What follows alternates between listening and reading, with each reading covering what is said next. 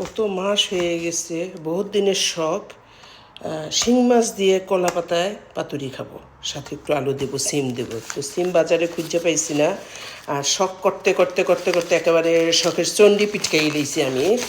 এই যে দেখো কলা পাতাটা কোন দিন আনছে, এখন দেখি ওনার স্বাস্থ্য কীরকম।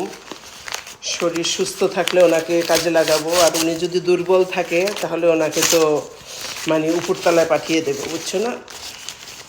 ওই দেখো পাতার অবস্থা। হায় রে, হায় রে, দেখছো নি? এই পাতা দিয়ে কি খাওয়া যাবে? অ্যাটলিস্ট একটু ঢাকনা দিয়ে একটু গন্ধটা বাইর করতে পারলে ওই, বুঝছো না?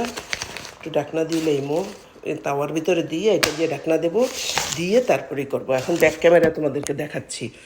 ওই দেখো, এই হচ্ছে বাঁধাকপি, এই হচ্ছে রসুন, এই হচ্ছে পেঁয়াজ, এই হচ্ছে শিং মাছ। এর মধ্যে একটু একটু মশলা দিছি, লবণও দেইনি এখনও।